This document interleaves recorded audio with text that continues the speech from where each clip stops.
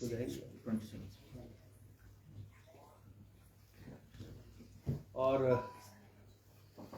कुल मिला के 2.5 वर्षों में 85 सिटिंग्स जो है वो हो जाएंगी इस सेशन को मिला के, और वर्किंग डेज हो जाएंगे हमारे 85 प्लस। और हमारी ये कोशिश है और सदन के नेता और वर्तमान मुख्यमंत्री माननीय सुखविंदर सिंह सुक्खू जी का भी एक प्रयास है कि इस बार विधानसभा की जो निश्चित 35 सिटिंग्स हैं वो पूरी हों। तो मुझे लगता है क्योंकि 5-6 सिटिंग बचेंगी, 6-7 सिटिंग जो विंटर सेशन में हम कर पाएंगे और लगभग ये 35 सिटिंग का जो नियम है उसको पूरा कर पाएंगे।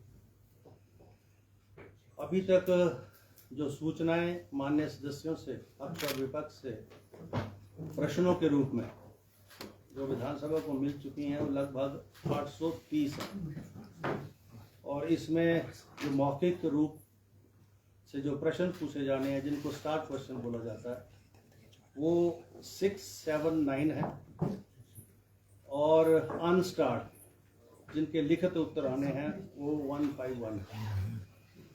इसके अलावा जो अन्य रूल हैं विधानसभा के, उसके तहत भी नियम 62 के तहत 10, नियम 101 के तहत 6 और 130 के तहत 12 जो नोटिसेज हैं चर्चाओं के वो विधानसभा सचिवालय को प्राप्त हो चुके हैं। और ये सारे जो नोटिसेज हैं प्रश्नों के माध्यम से या अन्य नियमों के माध्यम से वो हमने सरकार को प्रेषित कर दिए, और लगभग 18 जो पहला दिन है उसका एजेंडा भी लगभग तैयार है, उसमें प्रश्न लगने हैं लिखित और जो स्टार्ड और अनस्टार्ड क्वेश्चंस हैं और जो डिस्कशंस। तो 2 प्राइवेट मेंबर्स डेज होंगे इस बार, क्योंकि वीरवार को हमारा प्राइवेट मेंबर डे होता है, तो 2 प्राइवेट मेंबर्स डे भी होंगे, और जिसमें भी मान्य सदस्य जो है कोई भी विषय जो है वो उस प्राइवेट मेंबर के माध्यम से सदन में ला सकते हैं। इसके अलावा जो प्रश्न अभी तक हमको मिले हैं उसमें मुख्य रूप से जो भारी बरसात से जो हिमाचल प्रदेश में जन संपत्ति को, सरकारी और गैर सरकारी संपत्ति को जो नुकसान हुआ है, और ये जो प्राकृतिक आपदाओं का जो दौर बढ़ा है, इसके ऊपर बहुत सारे प्रश्न जो है हमको प्राप्त हुए हैं और चर्चाएं भी प्राप्त हुई हैं, और सरकार की तरफ से भी ये आपदाओं के ऊपर नोटिस हमको प्राप्त हुआ है।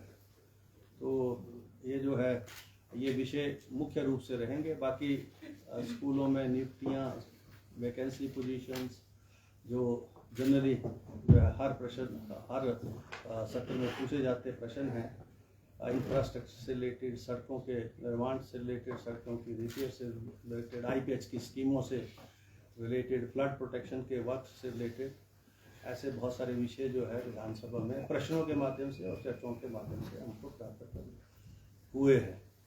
और मेरा ये प्रयास रहेगा कि सभी सामान्य सदस्यों को, सत्ता पक्ष और विपक्ष को पर्याप्त समय मिले, क्योंकि समय 12 सिटिंग्स में काफ़ी समय है, और इसमें मैं ये चाहूँगा विशेष रूप से कि जहाँ सरकार तो अपना बिजनेस देगी, लेकिन ऑपोजिशन के मेंबर्स से भी सदन को चलाने के लिए जो विषयों की आवश्यकता होती है वो जरूर मिले, ताकि हम खुले रूप से सारे विषयों के ऊपर चर्चा करवा सकें।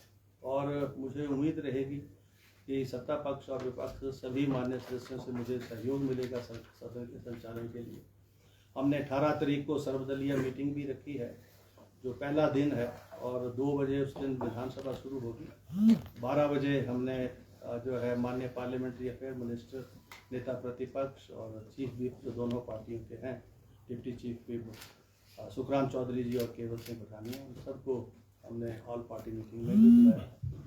तो ये हमारे प्रयास हैं, और मुझे पूरी उम्मीद है कि हिमाचल प्रदेश की जनता को जो उम्मीदें हैं चुने हुए प्रतिनिधियों से, सरकार से, प्रतिपक्ष से, वो इस सेशन के माध्यम से माननीय सदस्य जो है उनकी जो अपेक्षा हैं उसके मुताबिक जो है विषयों को लाकर जो है उन पर खरा उतरेंगे, ऐसा मैं महसूस करता हूँ।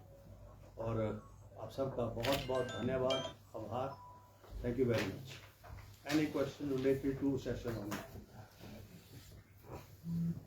सर, सदन की अवमानना से जुड़े मामले में भाजपा विधायकों के खिलाफ जो मामला था उसका क्या हुआ? क्या अभी भी वो लंबित है या उसमें अब वो बंद हो गया? उसका क्या स्टेटस? नहीं, अभी ये पेंडिंग है।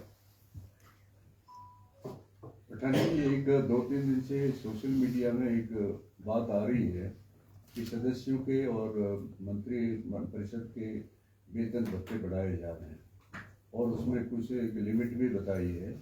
तो हम आपके माध्यम से पूछना चाहते हैं कि आपदा में क्या ये बढ़ाने का प्रयास या बढ़ाने का चल रहा है? ऐसा है कि 14वीं विधानसभा ने लगभग जो है 72 बिल्स हमने पास कर दिए, 73, और उनमें से 12 ऐसे बिल हैं जिनकी जो है गवर्नर से या राष्ट्रपति से जो उनको जो स्वीकृति मिलनी है वो पेंडिंग है। अन्यथा 60 के करीब जो है वो जो बिल जो है वो कानून बन चुके हैं। और पिछला सत्र जो था उसमें ये जो माननीय सदस्य हैं उनके पेंशन से संबंध बिल भी पारित हुआ था, और उसमें दोनों सदनों के जो माननीय सदस्य हैं उन्होंने अपनी अपनी बात जो है अंदर रखी थी, मीडिया उससे अवगत है, और वो पास हुआ बिल है शायद, क्योंकि उसको असेंट नहीं मिली थी अभी तक। और अभी वो जो 12 बिल जो जिसमें असेंट नहीं मिली है, अभी सुप्रीम कोर्ट का की जो है लॉ आ गया है कि अगर 3 महीने के अंदर किसी भी विधानसभा के द्वारा पास किए गए कानून के ऊपर गवर्नर या राष्ट्रपति की असेंट नहीं मिलती है तो that will be deemed to be passed. तो मेरे ख्याल में उस परिप्रेक्ष्य में कुछ कदम उठ रहे होंगे, उसमें वो बिल जो पास हुआ है उसको भी असेंट मिली होगी। अब जो अगला प्रश्न है कि ये होना चाहिए नहीं होना चाहिए, ये तो अब मुनस्सर करता है सभी सामान्य सदस्यों के ऊपर। जहाँ तक मेरा व्यक्तिगत तौर पर ताल्लुक है, मैं ये समझता हूँ कि आपदा के समय में हमारी जो है कोशिश लोगों की मदद करने की ज़्यादा होनी चाहिए, और समय समय पर जब कभी भी आपदा आई है सभी सामान्य सदस्यों ने, चाहे वो पक्ष के हों चाहे प्रतिपक्ष के हों, उन्होंने अपनी जो सैलरी है एक महीने की हमेशा दी है, और मुझे उम्मीद है इस बार भी वो करेंगे। मैं तो अपनी सैलरी जो है आपदा के लिए जो है अभी इसकी घोषणा विधानसभा सत्र में करूँ। सर, कल आपने एक मीटिंग की थी याचिका समिति वाली, उसमें एक बात आई कि 28 साल के बाद उसको बनाया गया दोबारा से, और जो लोग कोर्ट नहीं जा सकते वो वहाँ भी रिलीफ के लिए आ सकते हैं। थोड़ा सा इसको ब्रीफली बताएंगे कि क्या है ये, क्योंकि हो सकता है लोगों के काम का। ऐसा है कि पहले विधानसभा के पास पिटीशन कमेटी हुआ करती थी। मैं 6वीं विधानसभा से इस मान्य सदन का सदस्य हूँ, और ये वर्ष 1985-90 में भी थी, 90-93 में भी थी, 93-98 में भी थी। फिर उसके बाद लोकसभा ने जो है जो स्टैंडिंग कमेटीज़ है, डिपार्टमेंटल कमेटीज़ है, वो उसके बनाने की बात कही। तो यहाँ भी डिपार्टमेंट कमेटीज़ बनी, तो उसमें ऐसी जो कमेटियाँ थी वो जो है वो रद्द हो गई। और मैंने अब ये समझा कि कई बार लोग जो है कोर्ट का दरवाज़ा खटखटाते हैं बहुत सारे विषयों के ऊपर जो होने वाले होते हैं सचिवालय के स्तर पर, डायरेक्टरेट के स्तर के ऊपर, फिर वहाँ से ऑर्डर भी आ जाता है। तो कई जगह वो कंप्लाइंसेस जो हैं, चाहे वो हाई कोर्ट का ऑर्डर हो, चाहे नियमों के तहत किसी भी व्यक्ति को वो पर्टिकुलर जो उसका केस है या उसका जो रिलीफ है वो मिलना है, और वो सचिवालय के माध्यम से, डायरेक्टरेट के माध्यम से जब नहीं मिल पाता है, डिले होता है और लगातार वर्षों तक डिले होता है, तो मैं समझता हूँ कहीं ना कहीं चुनी हुई सरकार का जो दायित्व है, जिम्मेवारी है लोगों को रिलीफ प्रोवाइड करने की, जस्टिस देने की, उसमें कहीं गैप आता है। तो विधानसभा की हमारी जो कमेटियां हैं उस गैप को कम करने में सहयोग करती हैं। उन विषयों को विधानसभा में जो है वो परखा जाता है, एग्जामिन किया जाता है और रिपोर्ट के माध्यम से सरकारों को प्रेषित किया जाता है और वो रिपोर्ट जो है सरकार उसको मानती है। अभी इसमें हम आगे भी जा रहे हैं क्योंकि लोकसभा ये चाह रहे हैं कि कमेटी सिस्टम और ज़्यादा स्ट्रॉन्ग, तो हम ये चाह रहे हैं कि जो भी विधानसभा में जो किसी भी कमेटी की रिपोर्ट ले हो और उसमें जो रिकमेंडेशंस दी गई गवर्नमेंट को, उन मंत्रालयों को, तो वो मंत्री जो है विशेष रूप से उन रिपोर्ट्स को देखें और उसके ऊपर जो है आगे एक्शन टेकन की बात करें। और इस विषय में हम अभी भी विधानसभा में भी अपने तौर पर हम देख रहे हैं और बीच में जब आवश्यकता पड़ी तो माननीय मंत्री जो हैं उनसे भी हम वार्तालाप विधानसभा में अपने चैम्बर में मैं करूंगा इस विषय के। तो ये तो याचिका ये किसको जो address ये याचिका जो कमेटी है वो इसी संदर्भ में है कि किसी भी व्यक्ति को अगर कोर्ट से कोई रिलीफ मिल गया है या उसका ड्यू रिलीफ जो है लागू नहीं हुआ। रूल्स में जो है ऑलरेडी अवेलेबल है और उसको मिला नहीं है, तो they can represent, they can file a petition to the Vidhan Sabha और उसमें फिर हम जवाब लेते हैं। तो 99 पॉइंट मसले जो है हल हो जाते हैं। जहाँ रिलीफ मिलने वाली है उनको मिल जाती है, जहाँ हमको लगता है कि वो रिलीफ जो है कानूनन भी नहीं मिलनी है और सरकार की नीतियों के मुताबिक नहीं मिलनी है, तो वो रिजेक्ट हो जाते हैं। तो ये एक जो है फौरी तौर पर रिलीफ प्रोवाइड करने का एक फोरम है। सर इसी तरह का एक मामला हो रहा है कि विधानसभा में एश्योरेंस दी जाती है, सरकार मतलब पहले वाली हो या वाली हो, लेकिन वो एश्योरेंस जो होती है वो सालों बाद भी पूरी नहीं होती है। तो क्या विधानसभा का सचिवालय इसको चेक करता है कि नहीं करता है? ये एश्योरेंस कमेटी भी हुआ करती थी हाँ जी। और अभी चूंकि वो स्टैंडिंग कमेटीज होने की वजह से सारी एश्योरेंसेज जो है स्टैंडिंग कमेटी के माध्यम से रिस्पेक्टिव जो मिनिस्ट्रीज हैं उनको कन्वे होती है, मिनिस्टर्स को कन्वे होती है। और आपने सही कहा कि वो जो एश्योरेंसेज हैं वो मॉनिटर नहीं हो रहे हैं मिनिस्टर लेवल के ऊपर। तो अब I am again thinking to revive this assurance committee also. Sir एक पॉलिटिकल ले सकते हैं क्वेश्चन? ना पॉलिटिकल। सर नेवा की क्या स्थिति है? सर नेवा की क्या स्थिति जुड़ गया है सर अभी? नेवा में जो हमारा जो अपना मॉड्यूल था जो ई विधान का, वो नेवा से काफ़ी आगे था। जैसे लोकसभा नेवा पर भी है और लोकसभा का अपना मॉड्यूल भी है। तो हमने अभी ये रिक्वेस्ट की है या तो नेवा को इतना आप जो है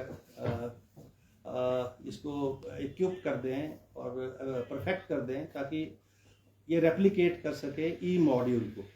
अगर नहीं हो पाता है, क्योंकि गवर्नमेंट ऑफ इंडिया ये चाहती है, मिनिस्ट्री ऑफ इंफॉर्मेशन टेक्नोलॉजी की सारी विधानसभाएं जो है इस पर नेवा पर जुड़े, नहीं कर पाती है तो हमको फिर अपना जो मॉड्यूल है उसको पैरेलली शुरू करने की इजाज़त दी जाए। वो हमने चिट्ठी भी लिख दी है, सरकार को भी अवगत करा दी है, यहाँ पर लोकसभा को भी, और उसमें जो भी फंडिंग वगैरह की जरूरत होगी वो लोकसभा से हम लेंगे और फिर ई मॉड्यूल जो है अपना उसको भी पैरेलली हम चलाएंगे। तो ये सेशन नेवा पे होगा ये तो नेवा पर ही है। सर मेरा क्वेश्चन ये है कि पिछले बजट सेशन में आपने जो मेट्रोपोल है ओल्ड, उसके साथ जो 2 बिल्डिंग्स हैं उनके बारे में आपने कहा था कि अगले सत्र तक जो है जो जितने भी एमएलए वहाँ रहते हैं उनको वैकल्पिक सुविधा उपलब्ध करवा दी जाएगी, क्योंकि वो बिल्डिंग्स जो है वो गिरानी है और उसको लोक निर्माण विभाग की तरफ से अनसेफ घोषित कर दिया गया है। तो उसकी स्थिति क्या है और सरकार से उसके लिए बजट कितना प्राप्त हुआ है? सरकार से लगभग 36 करोड़ रुपया जो है मेट्रोपोल के इस भवन के पुनर्निर्माण के लिए हमको दिया गया है और वो पेंडिंग है पीडब्ल्यूडी डिपार्टमेंट के पास में। अभी इसमें माननीय विधायक भी रहते हैं कुछ और विधानसभा का स्टाफ भी बहुत सारा रहता है। ये बिल्डिंग अनसेफ है, not fit for human habitation, ये डिक्लेयर है। अभी वैकल्पिक कोई हमको एकोमोडेशन नहीं मिली है क्योंकि we are short of accommodation अभी एट दिस स्टेज, क्योंकि ज्वार भवन में भी हमारे पास कम है और वहाँ मेट्रोपोल में और उसमें उसकी दशा भी अच्छी नहीं है।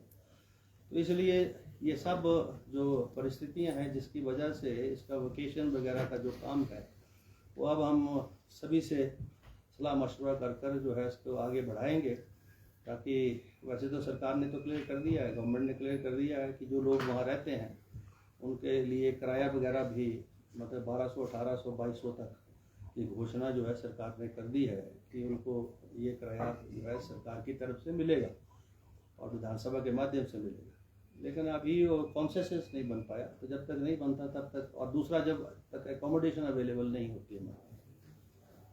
Thank you very much. Sir किराया ये कितना है? 1200, 1800, 2200?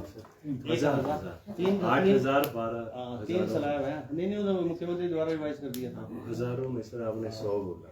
12,000, 18,000, 22,000। 8,000 से रिवाइज करके उन्होंने 12 कर दिया। ओके। 12 तो इसमें तो मिल जाना चाहिए सर, ये तो रेट मतलब शिमला के अच्छे हैं, पर दूर है ना। जो मेट्रोपोल में रहता है वो कल छोड़ना चाहता है, उसको माल रोड जल्दी। सर क्या वहाँ से जो विधायक है वो खाली नहीं करना चाह रहे क्या?